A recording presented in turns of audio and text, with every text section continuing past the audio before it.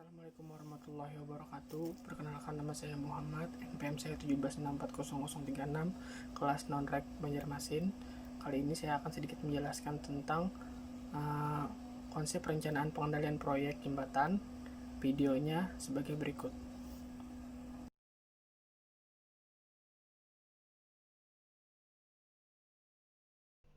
Jembatan. Setiap manusia pasti mengetahui yang namanya jembatan. Jembatan merupakan struktur yang dibuat untuk menyeberangi jurang, laut, rintangan seperti sungai, rel kereta api, dan sebagainya. Jembatan dibangun untuk menyeberangkan pejalan kaki, kendaraan atau kereta api di atas halangan. Jembatan juga merupakan bagian dari infrastruktur transportasi dan sangat vital dalam aliran perjalanan traffic flows. Jembatan sering menjadi komponen kritis dari suatu ruas jalan, karena sebagai penentu beban maksimum kendaraan yang melewati harus ruas jalan tersebut. Jembatan merupakan struktur yang perlu direncanakan dengan baik agar dapat berfungsi dengan optimal. Perencanaan struktur jembatan memiliki pedoman teknis agar pekerjaan perencanaan struktur jembatan dapat terlaksana dengan baik, sesuai dengan standar persyaratan teknis yang berlaku. Beberapa hal yang perlu diperhatikan dalam perencanaan struktur jembatan.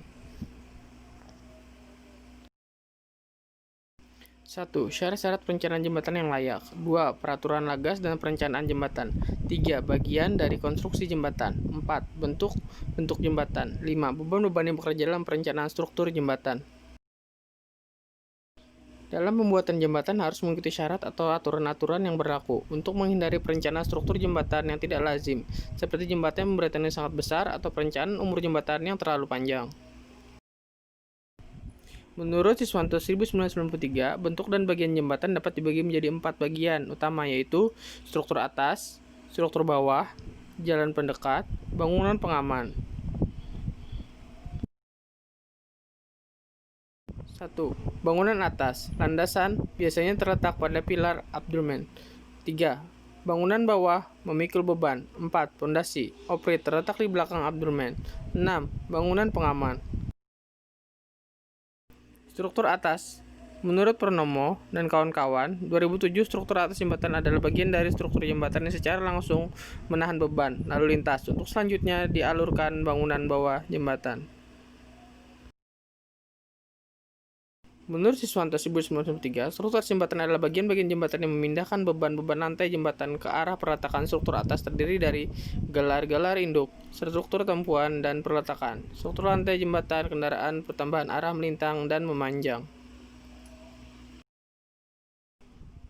Syarat-syarat perencanaan jembatan yang layak. Terdapat beberapa lingkup yang menjadi persyaratan umum perencanaan jembatan, yaitu dasar-dasar umum perencanaan, penjaminan mutu, persyaratan lintas air, pernyataan geometrik, pengaman lalu lintas, geometrik, perencanaan tahan gempa, pernyataan pemeliharaan, dan peraturan umum utilitas yang terkait. Aturan-aturan atau pedoman tersebut tertuang dalam Surat Edaran Nomor 07 SE/M 2015 tentang Pedoman Persyaratan Umum Perencanaan Jembatan. 3. Bagian-bagian dari konstruksi jembatan. Menurut Departemen Pekerjaan Umum, Pengantar dan Prinsip-prinsip Perencanaan, bangunan bawah pondasi jembatan 1988, suatu bangunan jembatan pada umumnya terdiri dari 6 bagian pokok, yaitu drainase, berfungsi untuk membuang air hujan secepat mungkin dilarikan keluar dari jembatan, sehingga tidak terjadi genangan air dalam waktu yang lama.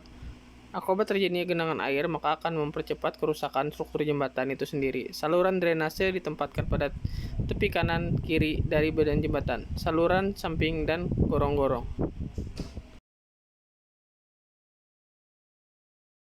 Berikut adalah contoh gambar saluran. Saluran ini langsung dibuang ke bawah jembatan.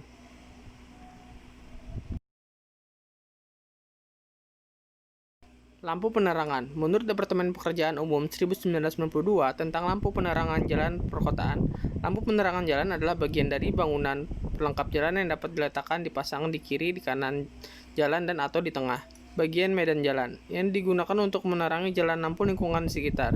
Jalan yang diperlukan termasuk persimpangan jalan, jalan layang, jembatan, dan jalan di bawah tanah. Berikut ini adalah contoh lampu jalan yang terletak pada jalan raya.